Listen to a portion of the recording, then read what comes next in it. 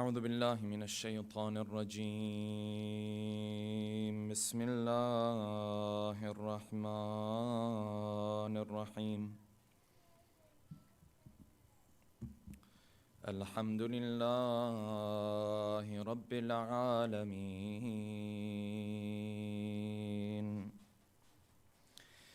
والصلاة والسلام على سيدنا ونبينا وحبيب قلوبنا وشفيع ذنوبنا وطبيب نفوسنا أبي القاسم محمد اللهم صل على محمد وعلى أهل بيته الطيبين الطاهرين واللعنة الدائم على أعدائهم أجمعين أما بعد فقد قال الله الحكيم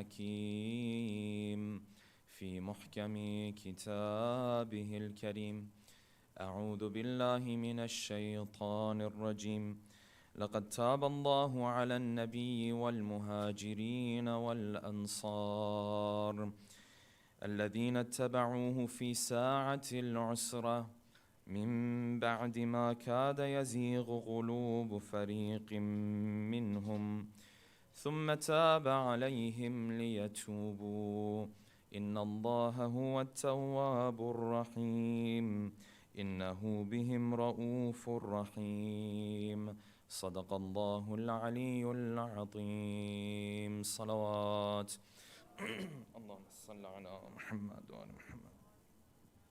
For the love of our beloved Prophet and his beloved progeny, please recite a second loud salawat. Allahumma salli ala Muhammad wa ala Muhammad. For the hastening in the return of our beloved 12th Imam, a third final loud salawat. Allahumma salli ala Muhammad wa ala Muhammad. Yesterday we ended our discussion on the conquest of the city of Mecca. This was a great and a wonderful development in the chapter of the life of the Prophet, because once you take over Mecca, and once Mecca comes under the authority of the Muslims, it almost seems as though most of the Arabian Peninsula has now been unified under the flag and the authority and the banner of Islam. And we explained the steps that the Prophet took to make this a reality, and how the Prophet was able to take over Mecca with the least bloodshed possible. Hundreds of people, maybe 1,000 people living in Mecca. And out of all of those, it seems as though none of them came to fight against the army of the Prophet. And that was because of the strategic way that the Prophet approached this issue. That he had his army march in front of him, and he had Abu Sufyan see what his army is carrying, to the extent that the narration said Abu Sufyan went into the city himself and told people where they have to go in order to stay immune from the army of the Prophet. And this was the Prophet's plan, to reduce the bloodshed that was going to take place in Mecca. And so out of these hundreds or thousands of individuals, you found that maybe 10 or 15 only were those that the Prophet did not spare. And each one of them, when you look into their lives, it has its own reason. And historians have talked about why this person, the Prophet, didn't spare his life, and why this person did not spare his life. And as the narrations say, the Prophet said about some of them, he said, even if they are holding on to the curtains of the Kaaba, they are not to be spared. And this shows that when the Prophet made these decrees and these decisions, they weren't based on emotions. It wasn't because he liked this person or didn't like that person. It was because this person had either already killed Muslims before, or it was a person who had played a role in other Muslims being killed. And who were these 15 individuals? And what were their stories is a long discussion, and we don't have time to go into that. Until the Prophet made his way into the city of Mecca, and all of Quraysh was waiting to see what the Prophet would decide about them. And he said to them exactly what Yusuf had said to his own brothers. لا تثريب عليكم اليوم يغفر الله لكم وهو أرحم الراحمين. There's no blame upon you today. Allah will forgive you, and He is the most merciful of all. And just like that, this city that was the very focal point of the torture, it was the focal point of the annoyance, it was the focal point of the bothering for the Muslim Ummah, then turned into a base for the Muslim Ummah. It is only someone like the Prophet who can take a negative situation like this and turn it into a positive situation. This Mecca that was so full of evil individuals now became a place where it was part of this Muslim Ummah. This is where we ended our discussion, and we mentioned that the Prophet then started to make his way back towards Medina, and this was because the people of Medina, the Ansar, were now starting to get worried. Is the Prophet now going to stay in his hometown, or is he going to come back with us? And we said the lesson to be learned from this is that the character of the Prophet shined so bright that the people of Medina just wanted him to be there with him. And they were so worried that what if the Prophet has his emotions come back to him again? His hometown, the place where he lived with Khadija, the place where he lived with Abu Talib, what if he decides to stay in Mecca? And we said that this shows the character of the Prophet and the greatness of who he was. This is where we ended our discussion. This was the 8th year after Hijrah. Tonight, inshallah, we'll continue with the discussion, delving into another chapter of the life of the Prophet, and that is the Battle of Tabuk and the year of Delegations, this famous battle that is going to take place, as well as the time where now all of the delegations from the different parts of this Arabian Peninsula are going to come and join the Ummah of the Prophet. And in each of these events, there are a multitude of lessons that we can walk away with. And in order to delve into the topic, we're going to pose the following questions. Number one, what made the Battle of Tabuk such a difficult battle for the Muslims? What were the obstacles that you found in this battle that were not there in any of the other battles of the Prophet? Number two, what was the name of the man who, when the Prophet had called his army to come and join him and set out towards Tabuk, initially he rejected the Prophet. Initially he came up with an excuse. But then when he went home and sat in the comfort of his house, the guilt that he had in his heart got the best of him and made the right decision at the final moment and finally joined the army of the Prophet. Number three, why were some of the companions of the Prophet crying when the Prophet told them that they would not be able to join him in the Battle of Tabuk? Number four, what results came out of the Battle of Tabuk and how did it benefit the Muslim Ummah? And number five, and finally, what conditions did the delegation of Thaqif put in front of the Prophet? And how did the Prophet respond to these conditions? And what lessons can you and I learn from how the Prophet responded to the negotiations and the conditions that they had set forth? Tonight, inshallah, we'll delve into these 5 questions with a loud salawat ala Muhammadin wa ali Muhammad. Allahumma salli ala Muhammad.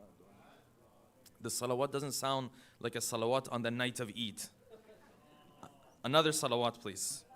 Allahumma salli ala Muhammad wa ali Muhammad. Don't worry, tonight's the last night. I'm not going to take your time anymore after this. So inshallah, hopefully that brings you some more happiness. All right, let's begin from here.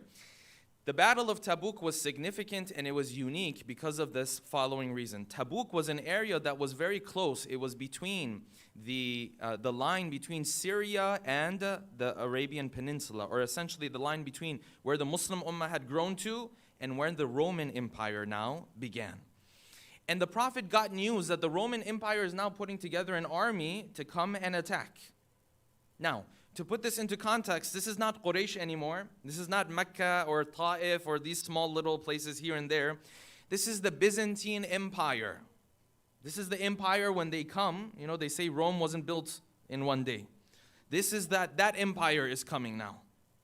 And the narration says the munafiqun in Medina, the hypocrites in Medina, when they heard that the army is coming, they got very happy because they sat there and they said, you know what? Muhammad really got in trouble now. He's in serious trouble now. Before it was Quraysh, this tribe, that tribe, okay, maybe he can pull it off. But the munafiqun used to say, they said, it's almost as if we can see that the people of Rome have come, they've killed Muhammad and all of his army. It's like, this is like clear as day to them. And because of this, when the Prophet got the news that the Roman army is approaching, he had to put together an army to move to that area. But this trip and this journey was not a small journey to Uhud. It was not a small journey to Badr. These were outside of Medina. They were close. This was a journey that would take days and maybe even months to go on. Very far away. And so the Prophet started to put together this army. And unlike the conquest of Mecca, where things were done in a secretive, strategic manner, this time the Prophet announced it publicly. The reason for this is because the Roman Empire was sending their army. He wanted to make it clear to them that there was going to be resistance, that they couldn't just come into the Muslim Ummah, come and do whatever they want to do.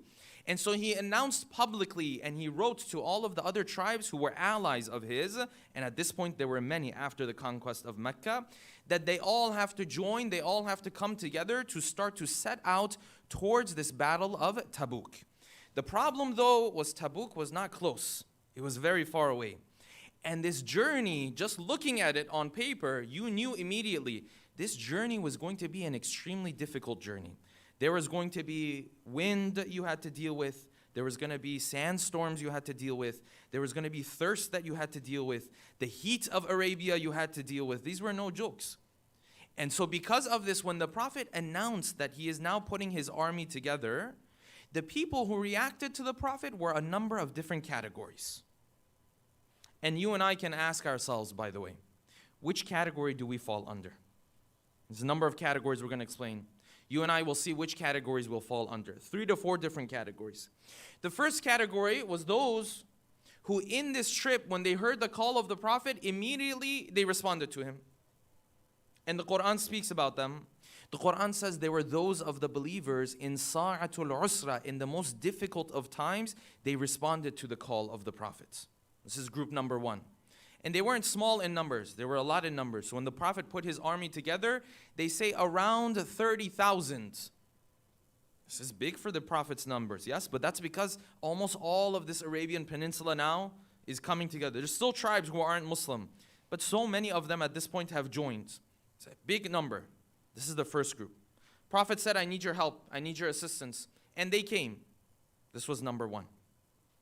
Then there was a second group. Prophet, when he asked them for help, they came up with excuses. And each of them came up with their own excuses.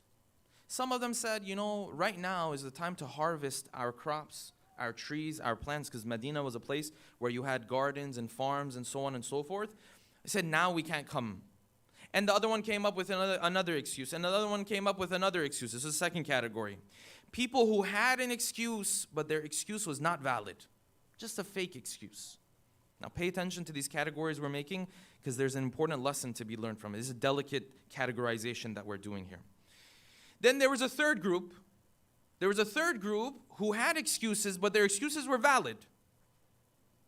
There were women, there were children. Some of them were ill. They couldn't come on this journey. And some of them, they wanted to come on this journey, but they didn't have anything to ride on the way. They didn't have a horse. They couldn't afford a camel. They didn't have anything to come with. And so you had these 3 different categories. The first category who outright went with the Prophet. The second category who had an excuse and the excuse was valid. The third category who came up with excuses, but their excuses were not valid. And this third category were also 2 groups. Some of them, they came up with excuses that weren't valid, and deep down they had an animosity towards the Prophet. They were munafiq. They were hypocrite. And pay attention to this. This is an important lesson for you and I. And then also there were those who came up with an excuse, and their excuse wasn't valid, but they didn't have animosity. It was just that their faith was weak. His faith was weak. So he thought to himself, if I can come up with an excuse, I don't have to go with the Prophet. Now, is he a person who hates Islam and all of this kind of stuff? Is he wishing for the Prophet to get killed over there? No. But he has this excuse. He's like, you know what? If there's a way I can get away, if there's a way I don't have to deal with this. So 3 or 4 different categories. And the question you and I have to ask ourselves is, which category do we fall under? Which category do we fall under? Do we fall under that category when they say come, we rush and we run? Do we fall under that category who comes up with excuses and our excuses are not valid? And are we a part of those whose faith is just weak? And what happens to them? And how does Allah subhanahu wa ta'ala deal with that group of people? These were the different categories that took place, yes? And Allah subhanahu wa ta'ala speaks highly of the ones who joined the Prophet, because this was a difficult trip and a difficult battle. That's why the battle was called, on one hand, the Battle of Tabuk. On the other hand, it was called the Battle of Usra, the Battle of Difficulty. Because just for you to get from Medina to where you needed to get to then confront the Roman Empire and the Roman army, there were so many obstacles you had to deal with that just getting to that point, you had to be really disciplined. You had to really be willing to go with the army of the prophets. And each of these categories, Allah subhanahu wa ta'ala separates them. In Islam, there is never a generalization of how Allah subhanahu wa ta'ala looks at a group of people. He will look at a group of people, each one of them, Allah subhanahu wa ta'ala looks at them in a different light. One of them, He looks upon them, He says in His heart, he's the one who would obey quickly. This one is the one who would disobey. This one is the one who will come up with an excuse, but that's just because his faith is weak, not because he has animosity. This is how Allah subhanahu wa ta'ala sees us. We look at each other and we look at people in society, we say it's just one society. Allah subhanahu wa ta'ala sets apart every person. Everyone has their own hisab in His eyes. Okay, the Prophet now puts together this army. Abdullah ibn Ubay stayed in Medina. He said, Bani al-Asfar, the yellow people. This is a terminology they used to use in Arabic. They used to refer to the Romans as al-Asfar, the yellow ones, the blonde ones. This is what they used to refer to them. And when they wanted to say, everybody, they say Asfar wal Ahmar wal Aswad. The red and the yellow and the black, and this means all of mankind, all the ethnicities. This is just terminology that they used to use, yes? They used to say, we see that Bani al-Asfar will come, they will kill Muhammad and all of his army. These are the different categories that you have. And the munafiqeen started to walk around in the city of Medina. They used to go around to those people who were actually willing to go. And they used to say, listen, the weather is going to be really hot. This is no joke. And you might reach a point where there may not be much water. And the Quran speaks about them. He says they used to go around, they used to say, La tanfiru fil har. Don't go on this journey in the heat of Arabia. And you know what the Quran says to them? The Quran says, قُلْ نَارُ جَهَنَّمَ أَشَدُّ حَرًّا.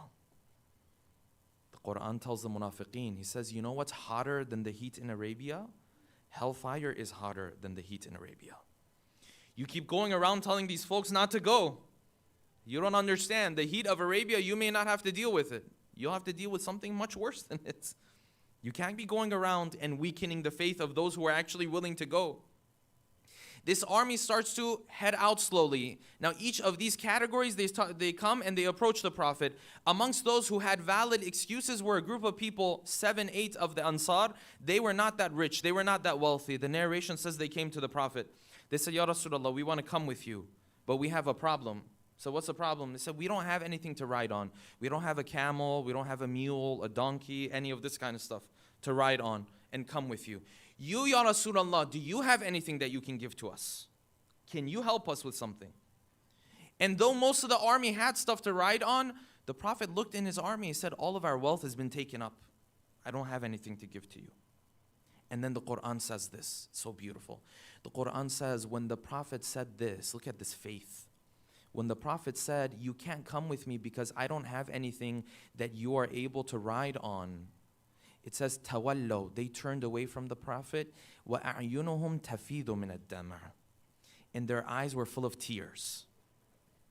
They wanted to be there for the Prophet so badly that when the Prophet said, I don't have anything to give to you so that you come on this journey with me, they started to cry. And then the narration says, at the end of the battle, when everything had settled down, when the Prophet was coming back to Medina, he turned to his people. He said, some of us, they were not able to join us in this battle, but every step that we took, they were rewarded for this as well. And the people said, وَهُمْ بِالْمَدِينَةِ. They're still in Medina and you're saying this? There were folks in Medina, they were rewarded to come on this journey with us. And the Prophet said, yes, because they had the intention to come with us. They had the niyyah to come with us. The Prophet starts to put together his army. He is going to set behind or leave behind a representative for him. Because this journey is different from any other journey where the other journeys were closer to Medina, the Prophet felt and sensed a severe danger for Medina. Because now he's going to go. He's not going to be missing for a day or two. He's going to be missing for tens of days. So the narration says he called out all of his army, except for who? Except the one who always came to the battles. Except the one who always used to take care of the flag bearers on the other side. Except the one who would change the tune in every battle. And that was none but Ali ibn Abi Talib. And he told Ali, you have to stay here. You have to stay and you have to be in charge of Medina. As the Prophet was gathering outside, munafiqun in Medina, and some say it was because out of their fear and their frustration, that they knew that now that Ali is in charge, we can't really do anything with Medina anymore. Because their plan was, once the Prophet left, we do something here. Their plan was, let's start some rumors going. And the rumor was this: the Prophet doesn't really like Ali. That's why he left him behind. He left him behind because he wanted to take everybody else. But Ali, he's not strong enough. He's not powerful enough. He's not much of a help.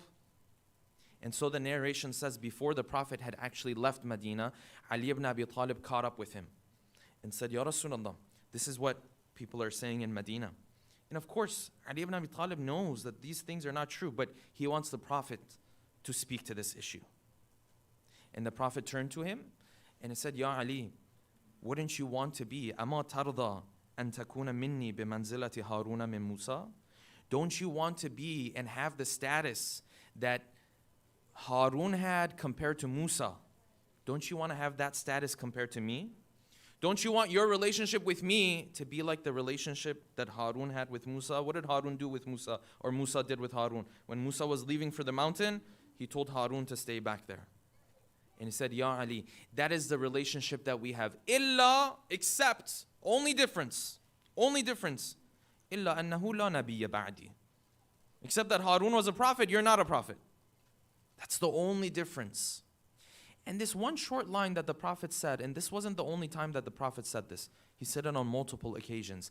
This one line has many theological implications. Because what role did Harun play for Musa? When Musa was asking Allah subhanahu wa ta'ala, he said, Oh Allah, give me someone who is a sharik in this mission. وَأَشْرِكْهُ فِي أَمْرِي. What does that say about the status of Ali ibn Abi Talib? What role did Ali ibn Abi Talib have? Was he just a companion of the Prophet? Or was he sharik in the mission of the prophets? And who else was given this status? And this one line is the line that you find even the most conservative, hardcore in other schools of thought, they will agree that the Prophet said this line. Even the Ibn Taymiyyahs of the world will agree that the Prophet said this line. This had many theological implications. As the Prophet is heading out, the munafiqun also came to the Prophet. They say, Ya Rasulullah, we've built a masjid. Where is this masjid built? In Quba. Quba, if you remember, outskirts of Medina. They say, Ya Rasulullah, we built this masjid. The Prophet said, why you built this masjid? We already have Masjid Quba there. He said, no, we built this masjid because there are some who can't come to Masjid Quba. But in reality, the munafiqun were using this area for their own plots and plans. This was their headquarters. And in order to have cover, they used it as a masjid. So they were going to come, pray here, we're going to do all of this stuff.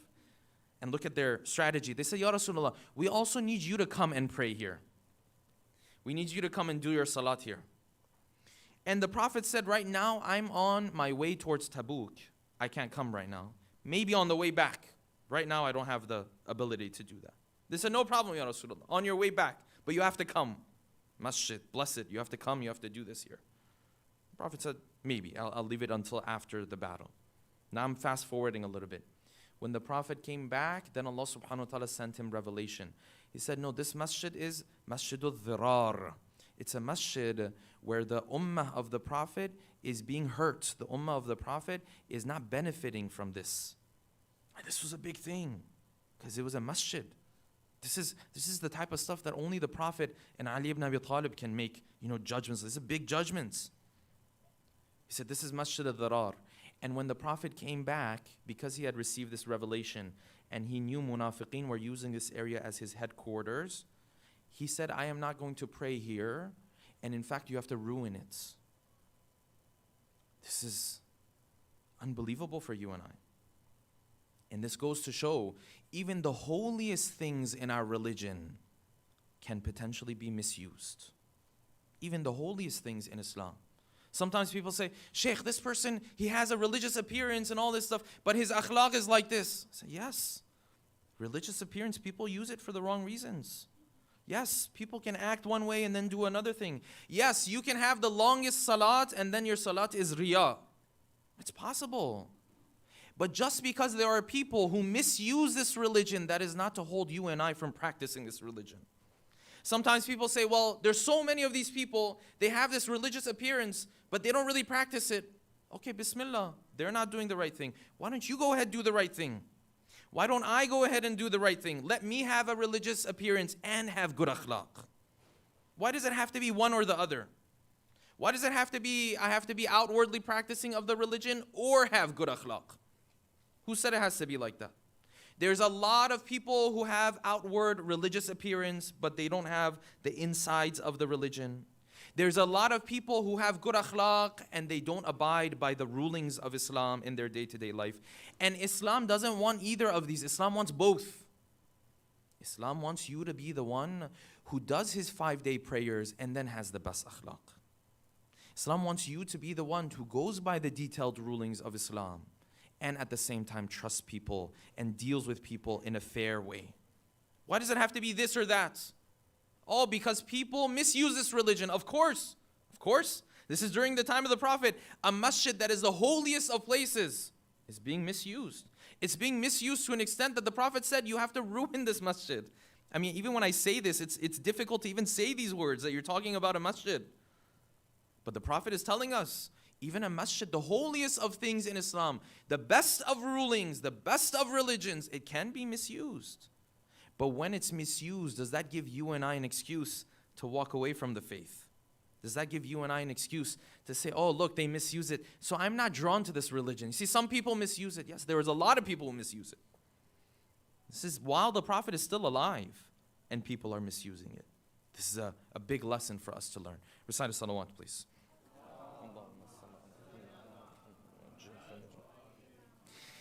The Prophet, he heads out of Medina. And the people who are left in Medina at this point are two categories. Either they had a reason to stay, they were ill, they were sick, they were not strong enough to come, they had nothing to ride on, great. Or they are people who disobeyed the command of the Prophet. But even in this group who disobeyed the command of the Prophet, not everyone is the same. Because a group of them are munafiq, they have issues. A group of them, their faith is weak. And one of these individuals whose faith was weak was an individual by the name of Abu Kaitama. Take a look at the story of Abu Kaitama. You and I might be Abu Kaitama. Right? Maybe myself. Maybe not you guys. Maybe myself. Abu Kaitama says, I came home and the Prophet left. And when the Prophet left, I was so happy that, you know what? I don't have to deal with all of this headache. I can just go back to Medina. I can do my business work. I can harvest my crops. I can take care of my life. He says, I went back home. And when I went back home, I saw my wife had prepared food for me. And she had this shade going. And she had a good drink for me. You know, all the comforts of life. He said, I came and I sat under the shade of this grapevine. And I was just like, this is so comfortable. And then he says, Abu Kaitama, as he was sitting there under the comfort of his own house, he thought to himself, he said, my own brothers and sisters right now, they're where? They're in the middle of nowhere. They're making their way towards this area called Tabuk because the attack is coming. And the more he thought about it, the more guilt started to build up inside of him. And it reached a point and he said, you know what? I can't enjoy my life like this.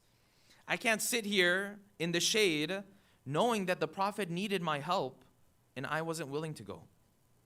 And the narration says he turned to his wife and he said, you all need to prepare because I'm leaving. They said, you're leaving? You came here to rest. You told the Prophet you're not going to go. He said, yes, but I've changed my mind now. This is the 11th hour. This is the last minutes. This is, in our context, the last day of Ramadan. Last moment, Abu Kaitama, he said, yes, but I feel so guilty because the Prophet is on this journey. I'm not there with him. And Abu Kaitama, what did he do? In the last minutes, he got up and he said, I'm going to go and join the army. And the army was already on his way. But you know, the army is 30,000 strong. It's going slower. Abu Kaitama rushed. And he finally caught up with the Prophet. And the Prophet saw him. And the moment he saw him, he forgave him. And he accepted his tawbah. And maybe you and I are Abu Kaitama. Maybe this whole Ramadan, I haven't done what I was supposed to do. Maybe there was an apology I was supposed to give to someone. I haven't given that apology. Maybe there was something I had to give back to somebody. I haven't given it back to them.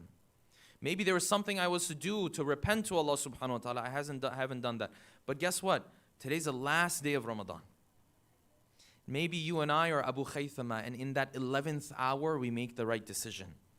And Abu Kaitama's story was so powerful that it made its way into the Quran. And Allah subhanahu wa ta'ala says, Allah accepted the tawbah of those who came with the Prophet and those who it was close for shaitan to trick them. But in the final moment, they joined the Prophets. So Allah subhanahu wa ta'ala sees all of this. Some people, they don't start out well. But that last moment, that is why you never give up faith. Not on yourself. You don't give up hope. You never also give up hope on anybody else. This person who's walking, he's disobedient to Allah, he does whatever he wants to do. It's Ramadan, everyone else is in the masjid, this person is in other places, places of sin even. You never know. You never know. Maybe he comes and he passes by you as well. And he goes way beyond you as well. Abu Kaitama, in the final moment, he said, I don't want to be a part of this group. He came, he joined the Prophet, and the moment the Prophet saw him, he accepted his repentance and his tawbah. Recite a salawat, please. The army of the Prophet heads out towards Tabuk, but this is not any normal journey. As he's heading out, slowly the weather gets hotter and hotter. Slowly they start to lose more and more water. Slowly they reach areas that the narration says was the areas where the houses of Thamud were. Thamud, this tribe of Salih. And the Prophet turned to his people and said, learn from the fate of the people of Thamud. Where are they now? They thought they were powerful. Where are they now? And the narration says every step of the way that they went, 20-something stations between where Medina is and where Tabuk is. You can imagine how long this journey is going to be. The narration says as they continued, it became more and more and more difficult. And then there were sandstorms, and the narration says they could not even see ahead of them. The narration says they were covering their faces because there were heat waves that were coming towards them. The wind that was coming was so hot. I don't know if you've seen this before. When you are in areas where the heat is very severe, if you go and then there's wind as well, it's like someone has a blow dryer on your face. That's what it feels like. I lived in Qom. I know exactly what this feels like, right? When you're riding, I had a bike in Qom. When you ride on the bike in Qom, the weather hits you, it feels like they have a blow dryer on your face. This is the type of situation these Muslims were on. They came to this area, they were very short on water. They wanted to take from water in the well. The Prophet told them, no, this is from the water of the well of Thamud. Don't take from this water. And he said, don't even do wudu from this water. What was this water? What effect would it have? We don't know. This was just the command of the Prophet. They finally make their way all the way till the area of Tabuk. When they finally get to the area of Tabuk, the Prophet is standing there and they see nobody has come from the other side. Why? Because the Roman army has heard of this big army that's coming. In reality, their numbers were smaller than the numbers of the Roman army. But because they felt this resistance that's coming from the other side, they changed their decision. And so this battle was a battle where the battling and the fighting never happened in it. But why was that? Why didn't the fighting happen? How come nobody was killed? Because the Muslims, they did what they were supposed to do. They took the steps that they had to take. They didn't sit there and say, oh, well, we'll just, inshallah, it'll be taken care of. We don't have to worry about that. No, they did what they had to do. And because they did what they had to do, Allah subhanahu wa ta'ala blessed them. And they didn't even have to deal with the Roman army. And the Prophet got to that area and he went around to the other neighboring tribes. These are tribes that imagine are at the border. They're very important because if later on the army decides to come back, well, these are the first tribes that are going to find out about it. The Prophet went around and signed peace treaties with each of these. And because he himself was there as part of the army, it had its own power and it had its own significance. And he signed these peace treaties, and now the results of the battle became a lot more clear. That these Muslims came all the way, now even the Romans felt the resistance of the Muslims, and now these neighboring tribes at the border are also on the side of the Prophets. This was some of the results that came out of the Battle of Tabuk. The Prophet got together with his companions and he said, we have to decide, do we push further or do we now go back to Medina? If we push further into Rome, we come back to Medina. And unanimously they came to the conclusion that we would head back to Medina. Because now they had these neighboring tribes that would support them in case anything else were to happen. Prophet came back to Medina. When he came back to Medina, of course, the people in Medina, like we said, those who had stayed without an excuse were two groups. Some of them had animosity towards the Prophet. Some of them didn't have animosity towards the Prophet. Their faith was weak. They came up with excuses. They wanted to stay to do their business work. They wanted to stay to harvest their crops. Prophet came back. Out of all of the people who had stayed in Medina, the Prophet pinpointed 3. He said, these 3 individuals, no one has the right to speak to them. And he pinpointed these 3 because these were the 3 who had faith, but their faith was weak. While the others, they were munafiq. They didn't really believe in this religion. So the Prophet didn't worry about them. So they didn't come? Okay, fine. They didn't come. But these 3, they believe in us, except that their faith is weak. And so they have to understand that there are consequences. Now, you have to understand, the Prophet, when he makes a decision like this decision is out of pure love. Because the Quran says that this Prophet, harisun alaykum, he will not let go of you until he brings you to the right path. Azizun alayhi ma anittum, when he sees you going through a hard time, it puts him through difficulty. So he's doing this like a kind father, because he wants to bring these 3 to the right path. The only way for him to do that is to make things a little difficult for them. And this is what Allah subhanahu wa ta'ala does with us sometimes. Sometimes the difficulties that we go through is because we're on the wrong path. He wants to bring you back. And the compassion of Allah subhanahu wa ta'ala, though it shows itself in the form of punishment and difficulty, in reality it's Allah subhanahu wa ta'ala trying to get you back on the right path. And you know who else had this and never really got the right message? Fir'aun.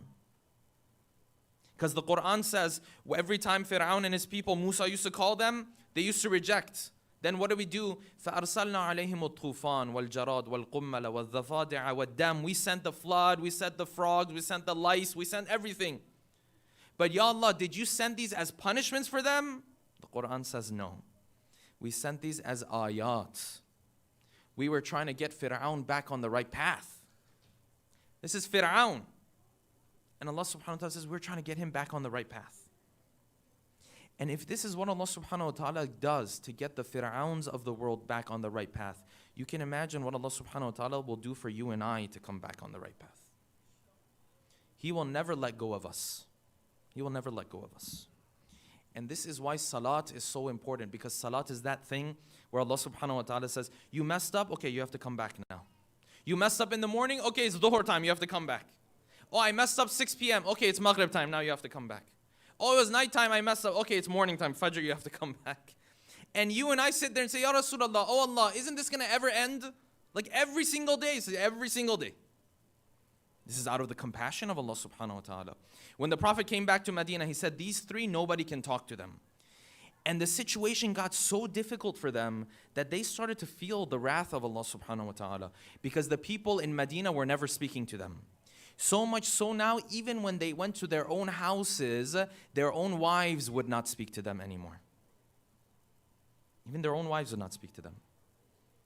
It reached a point where the Quran says they felt like the whole world was closing in on them.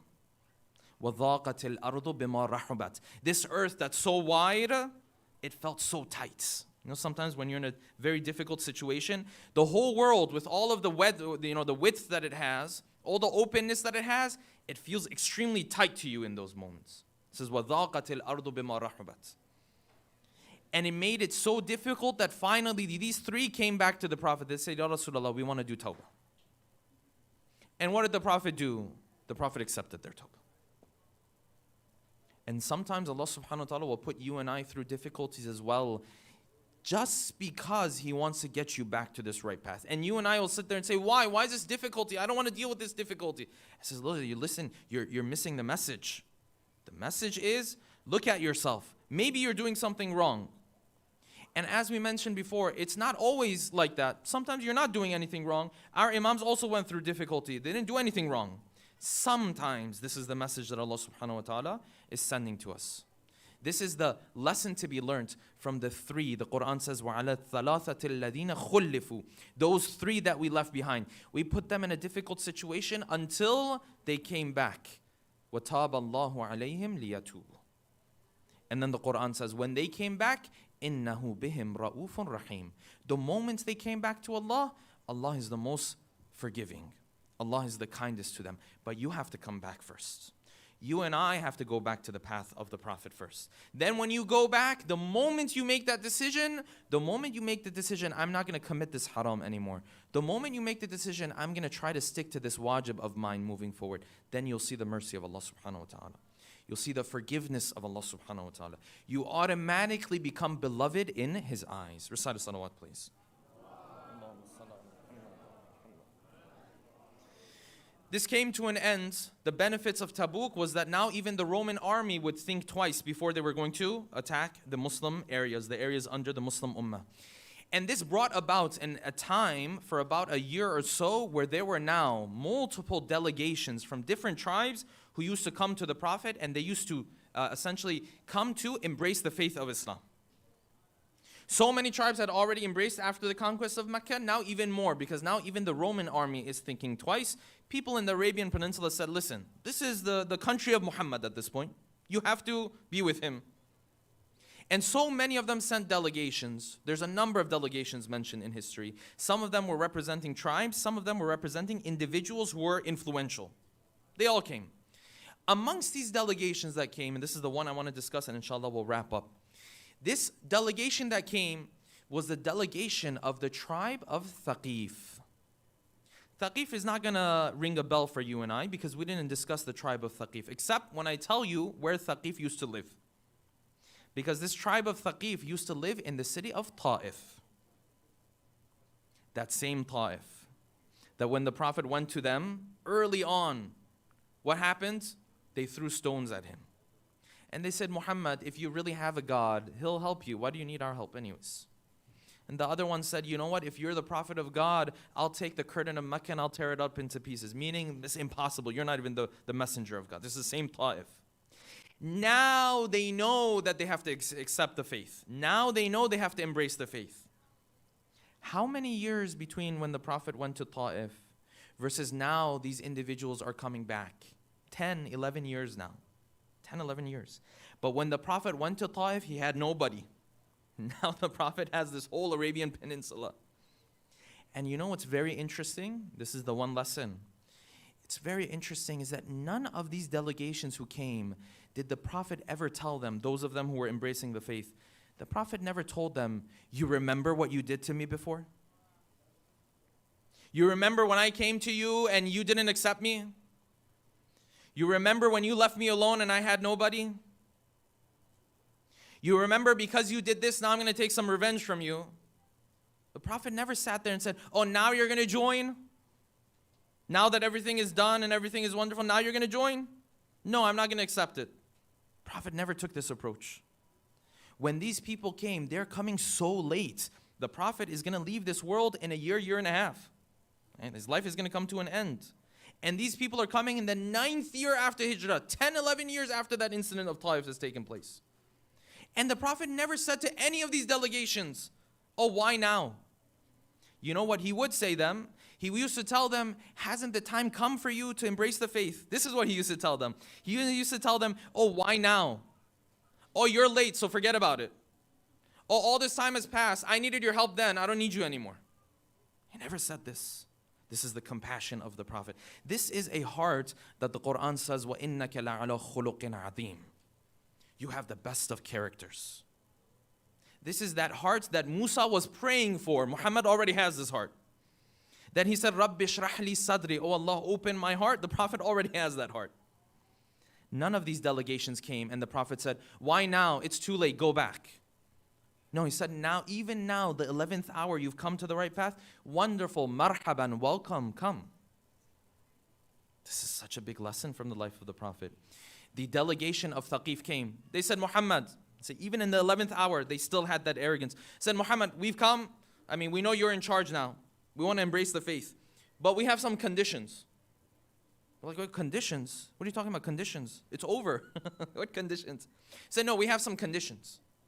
Prophet said, what's your condition? He said, our condition is that we'll embrace your faith, but for 3 years, you have to allow us to worship the idols. After the 3 years, we'll believe in you.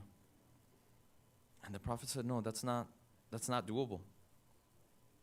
And because they saw the rejection from the Prophet, they came back. They said, well, 6 months. We'll worship the idols for a number of months. And the Prophet said, listen, you don't understand. So how is this you're going to embrace the faith, but you're not embracing the faith at the same time? You're not worshiping these idols, but you're worshiping the idols at the same time. What does this mean? And then they saw how embarrassed they were in the presence of the Prophet. They said, no, we just said this because some of the people in our town wanted to do it this way. We didn't really mean it. We were speaking on their behalf. And then look at the flexibility of the Prophet. They said, okay, fine, Muhammad. We'll embrace the faith from right now. We won't worship the idols. And you can destroy the idols. Because this is what the Prophet used to do. He used to destroy the idols. Those tribes who used to embrace the faith, he would order, not just embrace the faith, you have to destroy this icon. The icons played a role in the message of the Prophet. So you have to destroy it. They said, okay, we'll embrace the faith. We will destroy these idols. But our only request is this. Instead of us taking the hammer and destroying the idols ourselves, can you send someone else? And you see the flexibility of the Prophet. He knows what to prioritize and what is not so important. He knows what's very important, where he needs to be firm, where he can be flexible. He said, that's fine. You don't want to ruin the idols with your own hands? I will send someone to ruin them. As long as Allah is worshipped. As long as you all embrace the faith. He knows when to be firm, when to be flexible. And so what did he do? He sent a couple of his people, including amongst them Abu Sufyan. And just the irony, that now Abu Sufyan has to go there with his own hands, and he has to destroy the idols where? In this area of Taif. And amongst those other conditions that they put in front of the Prophet, and the Prophet also rejected, was this, and this one is a lesson for you and I. They said, Muhammad, we will embrace your faith, but just don't ask us to pray. We'll be Muslim, but this salat thing, and 5 times a day, and wudu, and all of this stuff. And the Prophet said no to that as well. Why? Because our religion comes as a package. You don't just choose. Say, I like this fasting thing. It's trendy. This other one, 5 times a day, the whole 365 days? No, forget about that one. This is not how the Prophet told us to practice the religion.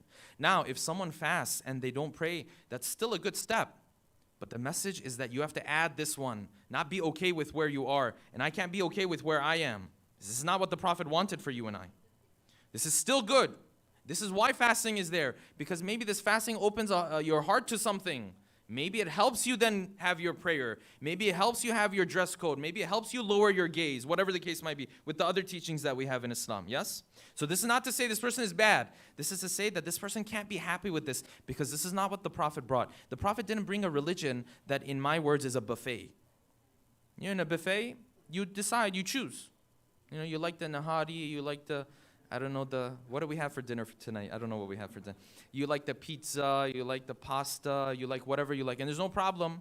You take from this one, you take from that one. I like spicy food myself. It's no problem. But Islam's not a buffet. Islam is a package. And if you take something away from this package, it's not going to run. It's like a car. And someone might say, well, in a car, an engine is more important than the wheels and the tires. But guess what? Even if you have the best engine, can the car run? The car can't run. Yes, some things in Islam are more important than other things. But without the whole package, you're not going to be able to make your way towards Allah. You can have all the gas in the world. But if your tire's not working, can you go anywhere? No. There are hierarchy of rulings in Islam. Yes, salat is a lot more important than a lot of other rulings.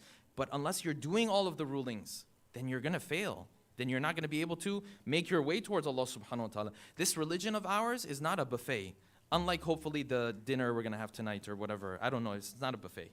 But hopefully, inshallah, one day.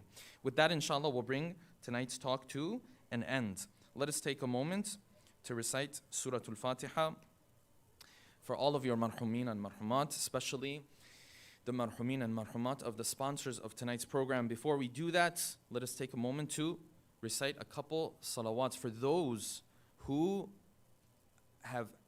are happy to have gained a deeper understanding of the life of the Prophet. Recite a salawat. Allahumma salli ala Muhammad wa Muhammad.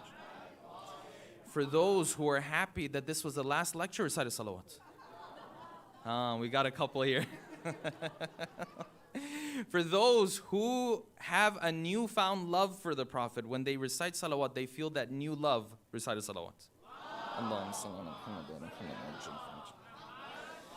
Let's recite Surah Al-Fatiha for all of your marhumin and marhumat. As the sponsors of tonight's program.